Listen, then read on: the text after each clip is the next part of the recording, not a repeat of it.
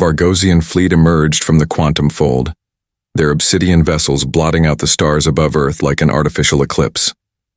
Commander Alawan Reeves stood on the observation deck of Lunar Base Helios, her breath catching as the alien armada positioned itself in perfect formation.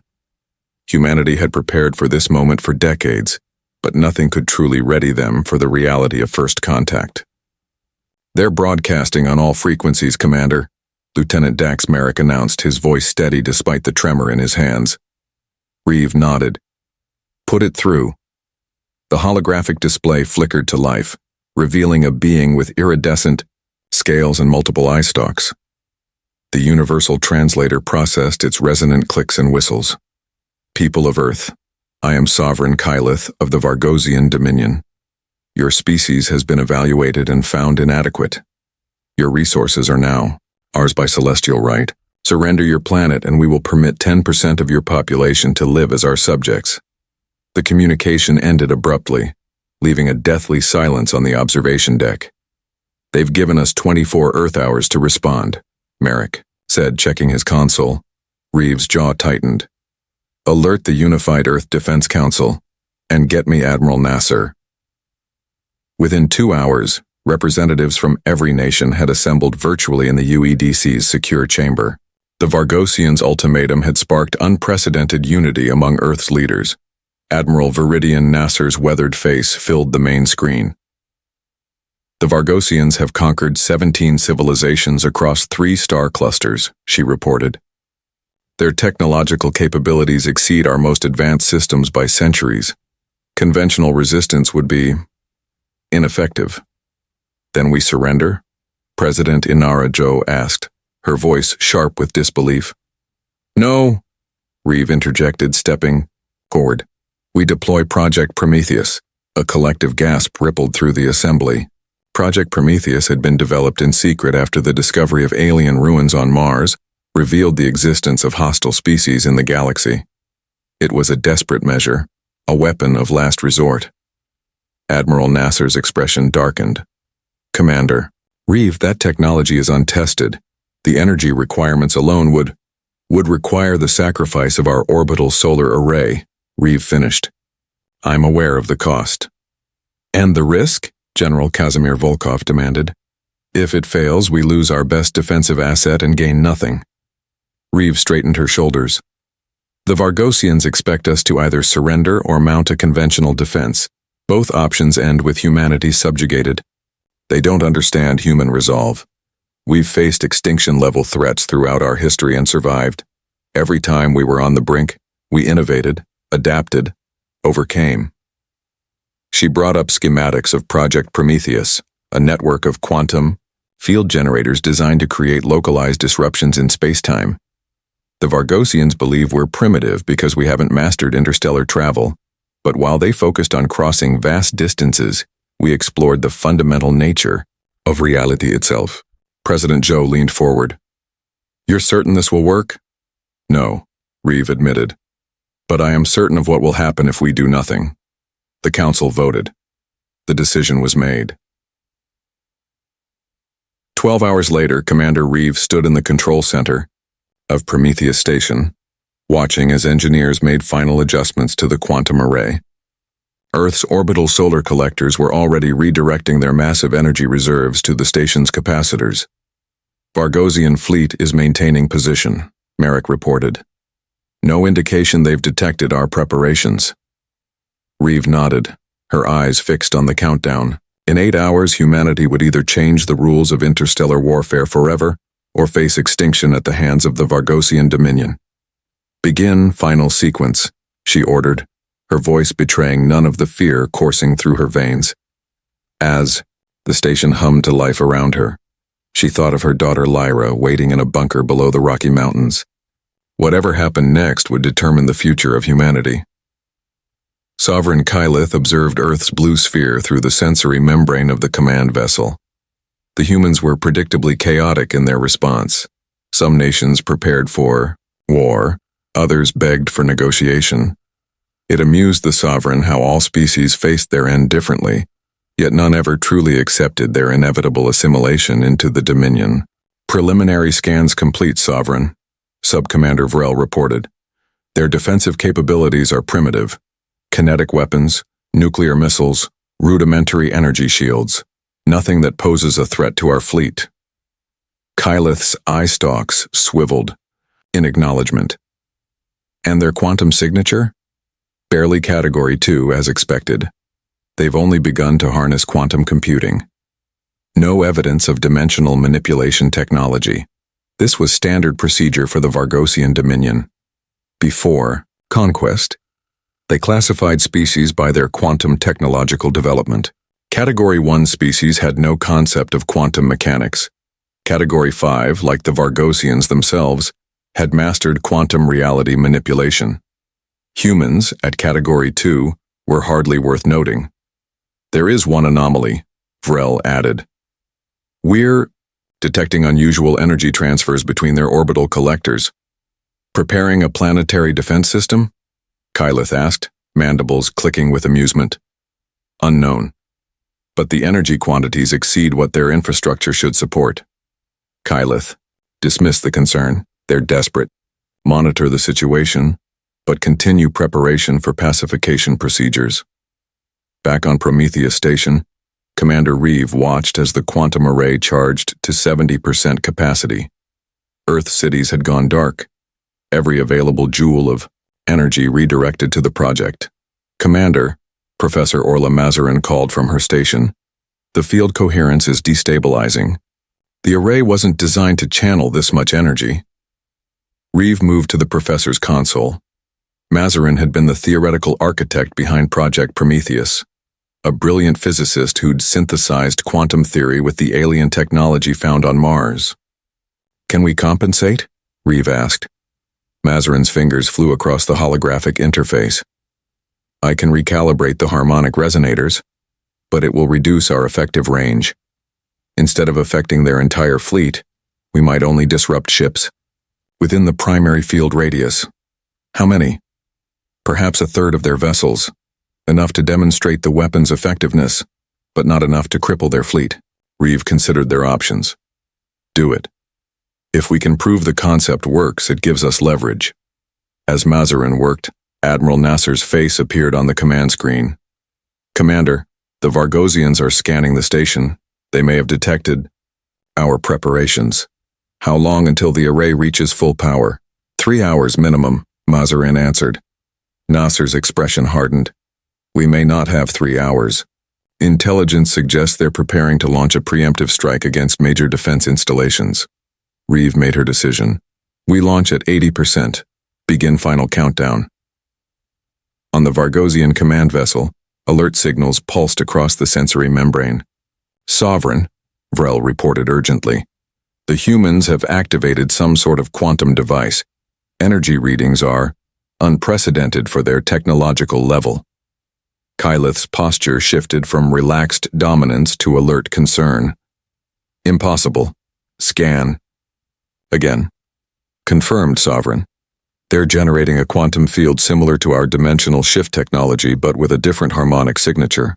For the first time in centuries of conquest, Kylith felt uncertainty. Target that station immediately. All forward batteries. The Vargosian fleet reoriented, weapon systems charging. But they had hesitated too long. On Prometheus Station, Commander, Reeve gave the final order. Activate the array. The quantum generators hummed to life, creating an expanding field of altered spacetime that enveloped the nearest Vargosian vessels. The effect was immediate and devastating. The alien ships, designed to exist in normal spacetime, found their quantum-based systems failing as the fundamental laws of physics shifted around them. Through the observation window, Reeve watched as the massive ships began to drift, their lights flickering and dying. Human technology, based on more primitive but resilient principles, remained functional within the field. It's working, Mazarin whispered in awe. The field is holding. The quantum field rippled across space, enveloping 17 Vargosian vessels, before the power reserves depleted. On the station's main display, Reeve watched as the affected ships drifted, their systems paralyzed by the localized change in quantum constants. Field stability at 93%, Mazarin reported. effect exceeding projections. Admiral Nasser's voice came through the comms. Remarkable work, Commander. But the remaining Vargosian fleet is repositioning. They'll be out of range. Of a second pulse, assuming we could generate one. Reeve had anticipated this. Initiate Phase 2. Throughout Earth's orbit, stealth platforms that had been dormant for years activated. These weren't conventional weapons but specialized quantum beacon satellites, designed to amplify and redirect the effect generated by Prometheus Station. On the Vargosian command vessel, Sovereign Kylith faced an unprecedented crisis. 1/5 of the invasion fleet floated powerless, their quantum cores rendered inert by the human weapon. How is this possible? Kylith demanded. Their planetary development cycle indicated no capacity for quantum manipulation. Frel's scales had paled with stress. They've concealed their true technological level, Sovereign. The humans must have been preparing for interstellar contact. Redirect power to quantum shielding, Kylith ordered. Prepare to... The warning came too late. Earth's orbital beacons activated simultaneously, creating a cascading network of quantum disruption fields. The effect wasn't as powerful as the primary pulse, but it didn't need to be. The beacons targeted the specific frequency of Vargosian quantum drives, causing systemic failures across the fleet. In the UEDC command center, President Joe watched the tactical display with a mixture of hope and trepidation. How long will the effect last? The disruption is temporary, Admiral Nasser explained, but it buys us critical time. Reeves' voice came through the comms. We've deployed boarding teams to the disabled vessels nearest the station. Our suits use insulated technology unaffected by the quantum disruption. This had been the most controversial aspect of Project Prometheus, not just defending against alien invaders but capturing their technology. Special forces teams trained in secret for years were now breaching the paralyzed Vargosian ships. On the lead Vargosian vessel, Major Tavish Riker led his squad through alien corridors. Their environment suits, based on pre-quantum technology, functioned perfectly while the ship's systems remained offline. Central chamber ahead, Riker reported through the secure channel. Life signs detected. They entered what appeared to be the ship's command center. Vargosian crew members lay immobilized, their biology dependent on quantum-enhanced neural networks.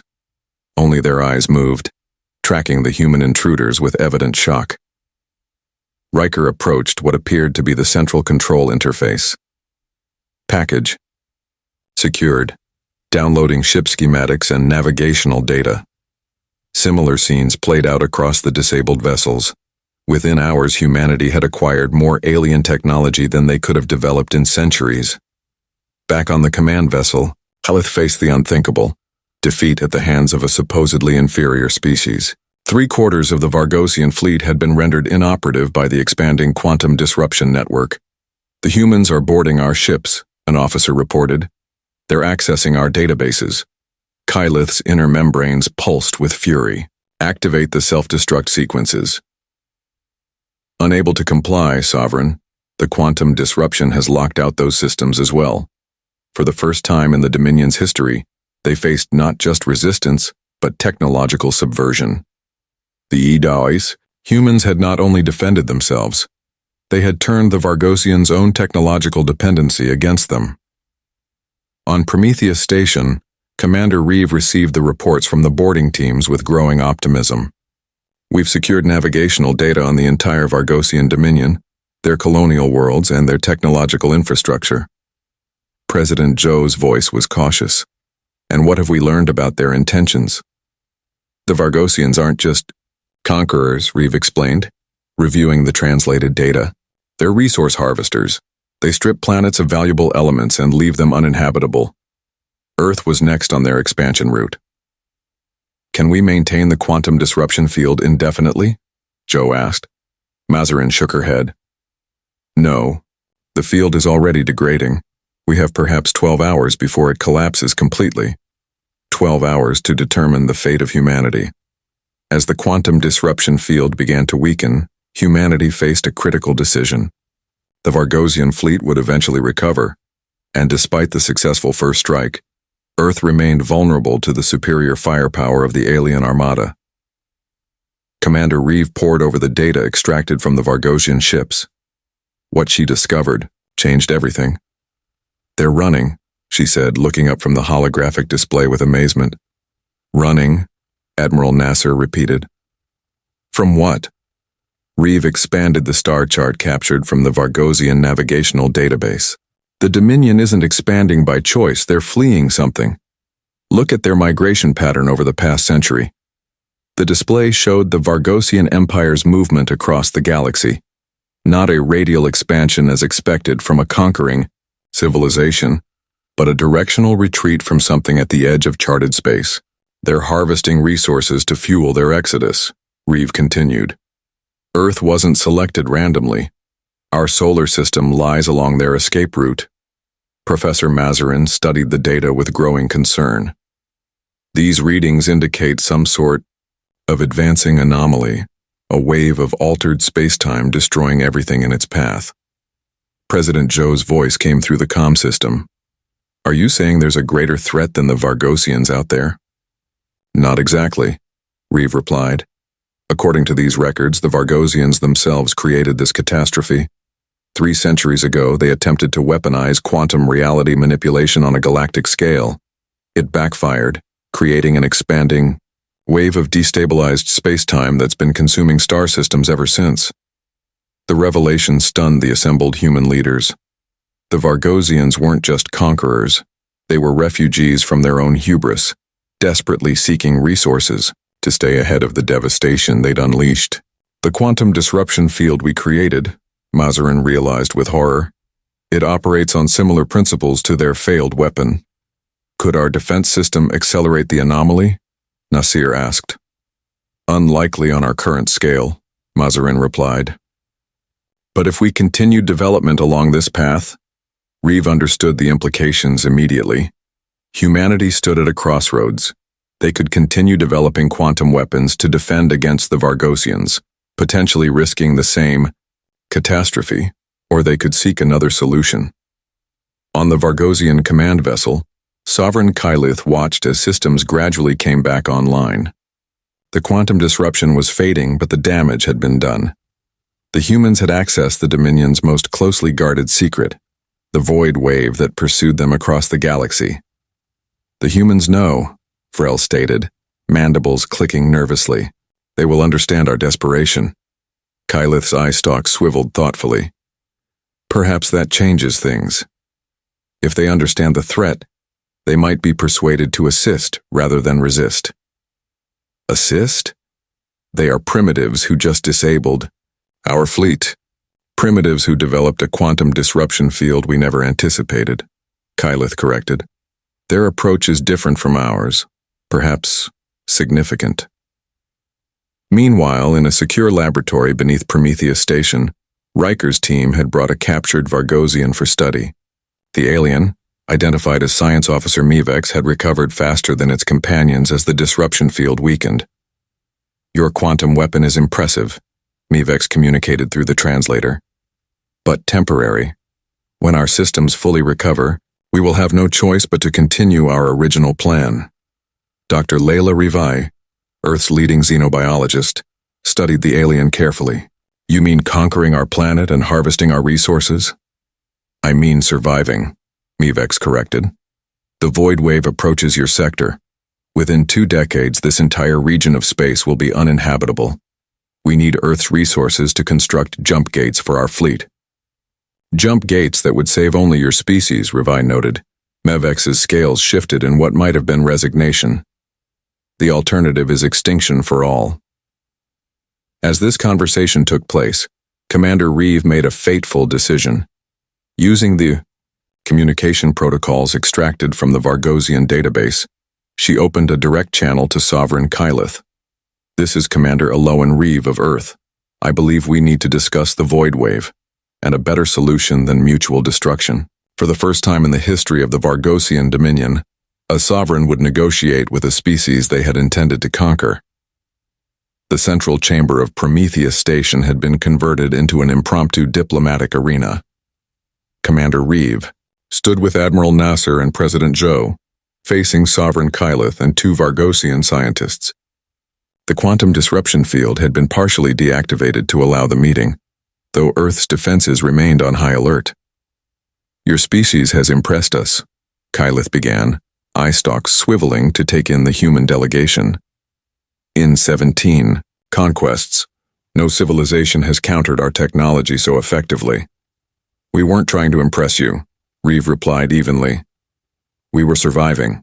Kyleth's mandibles clicked in what the translator interpreted as acknowledgement. "Survival is precisely what brings us together now. You've accessed our data regarding the void wave." President Joe stepped forward. "A catastrophe of your own making, according to the records." "A mistake," Kyleth corrected. "One made centuries before my birth. The Dominion has spent generations attempting to outrun our past." Professor Mazarin joined the conversation, bringing up a holographic model of the spreading anomaly. "Based on your data, the void wave will reach Earth's solar system within 22 years. But your solution, harvesting resources from inhabited worlds to build jump gates, is unacceptable." "What alternative do you propose?" Kyleth demanded. "The wave cannot be stopped." "Perhaps not with your approach," Mazarin countered. "But you've been thinking like conquerors, not innovators. You've been running for so long you've stopped looking for another solution." She expanded the holographic display, showing the quantum principles behind both the void wave and Earth's disruption field. "Our technology approaches quantum manipulation from a fundamentally different perspective. We don't bend reality, we temporarily change its local constants." The Vargosian scientists moved closer, their posture indicating intense interest. One spoke rapidly, the translator struggling to keep pace. "You're suggesting counter-harmonic resonance?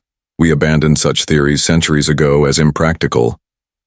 "Impractical with your technology," Mazarin agreed, "but potentially viable with ours." What followed was an unprecedented exchange of scientific knowledge. The humans shared their quantum disruption technology, while the Vargosians explained the complex nature of the void wave. Together, they began modeling a potential solution, a network of stabilization fields that could halt or even reverse the anomaly's expansion. As the scientists worked, Commander Reeve and Sovereign Kyleth withdrew to discuss more immediate concerns. "Your fleet remains a threat to Earth," Reeve stated, bluntly. "We need guarantees." Kyleth's scales rippled in what might have been amusement. "You disabled 3/4 of our vessels with technology we never anticipated. I believe we're the ones requiring guarantees." "Then perhaps we need a more formal arrangement," President Joe suggested, joining them. "An alliance of necessity."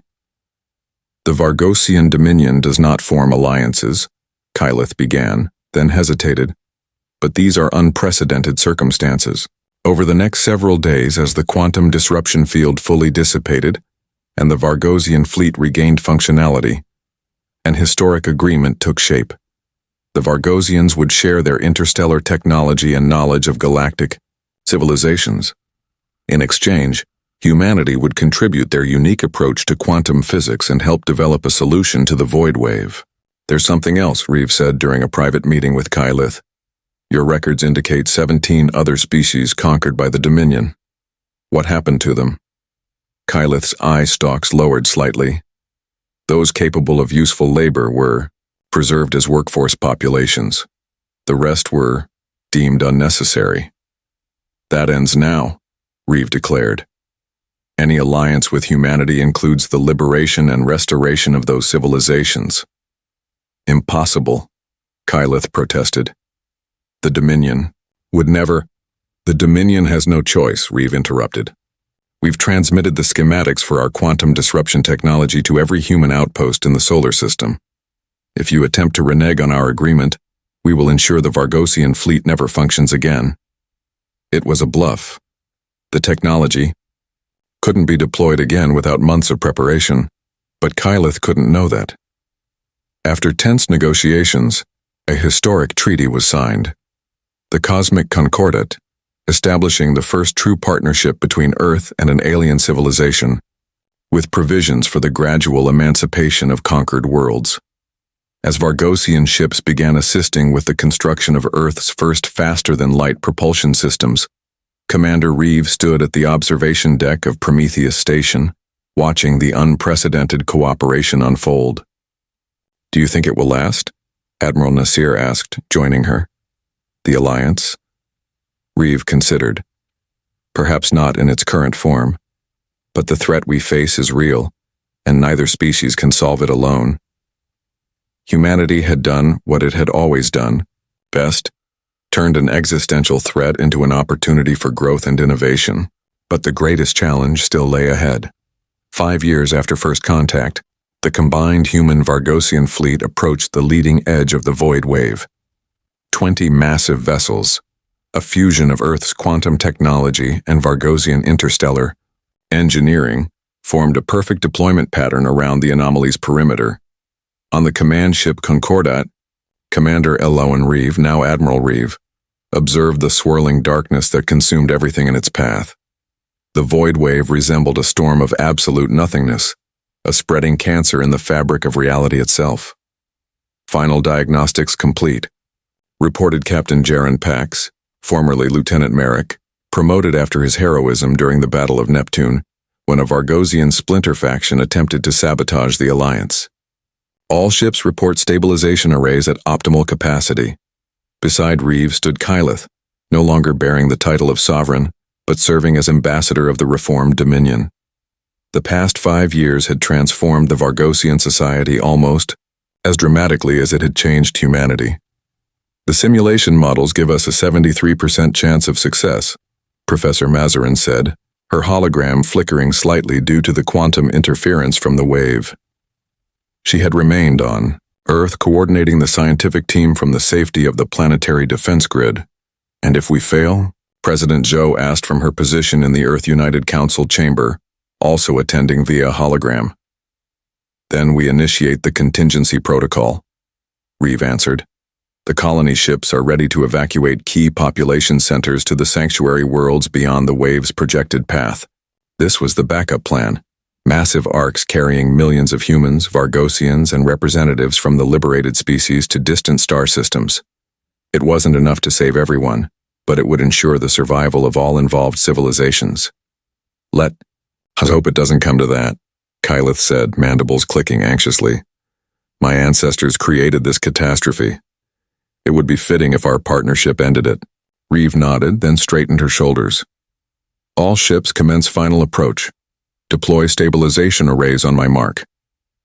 The fleet moved into position, each vessel extending massive quantum field generators, evolved versions of the technology that had once disabled the Vargosian invasion fleet.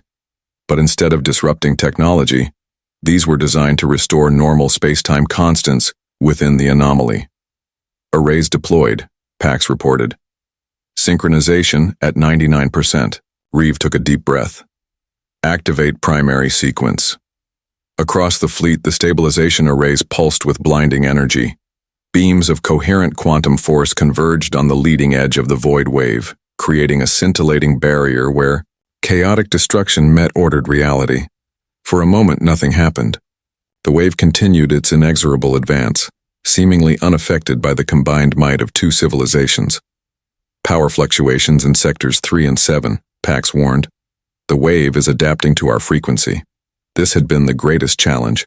In their simulations, the anomaly behaved almost like a living entity, shifting its quantum signature to resist attempts to contain it.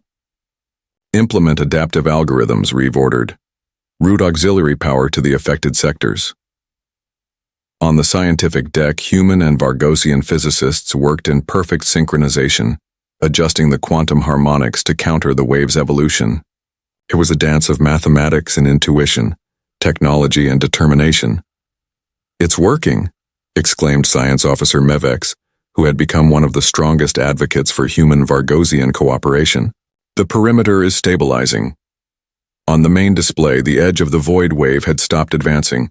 Where the stabilization field made contact, the swirling darkness seemed to pause, caught between expansion and contraction.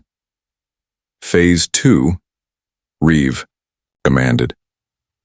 "Initiate the resonance cascade." This was the most dangerous part of the operation.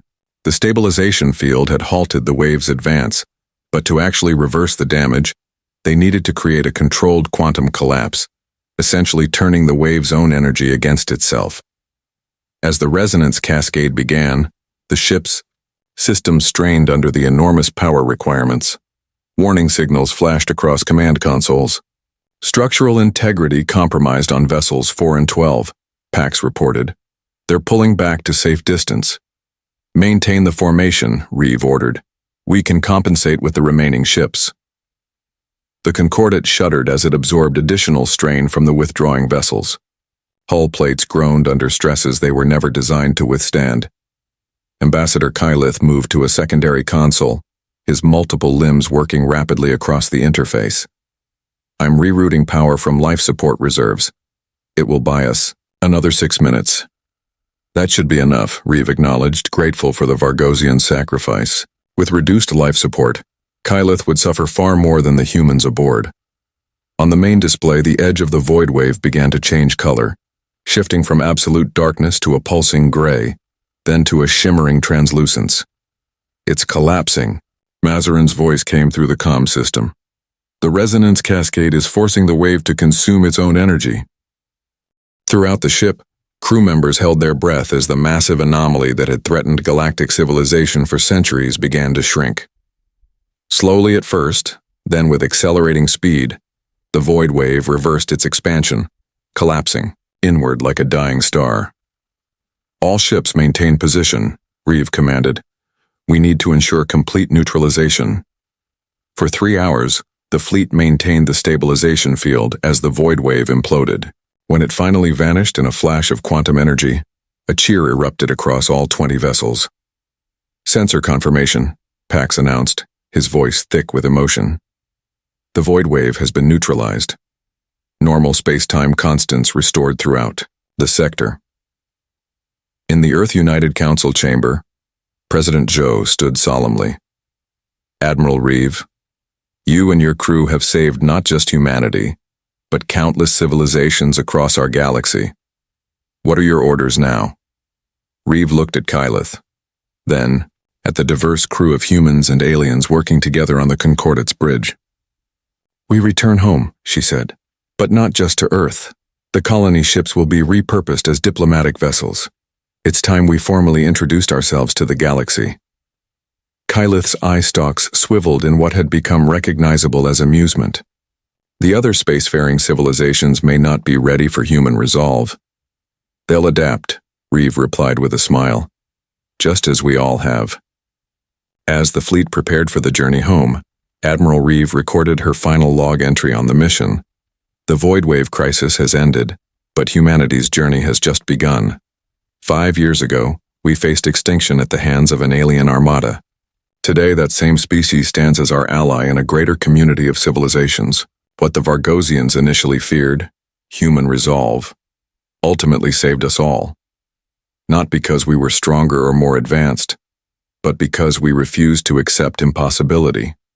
Where others saw only threats, we found opportunities. Where they sought conquest, we created connection. The stars are no longer beyond our reach, and we will not go into the galaxy as conquerors or victims, but as builders and healers. Human resolve changed everything, not just for us, but for life throughout the cosmos. The Concordat turned toward home, leading a fleet that symbolized the greatest truth humanity had always known. That even in the darkest moments, the impossible was merely that which hadn't been accomplished yet. Behind them, where the void wave had once threatened all existence, stars shone undiminished in the restored fabric of space.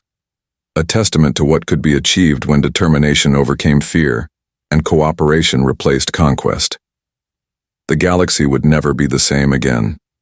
And that was precisely the point.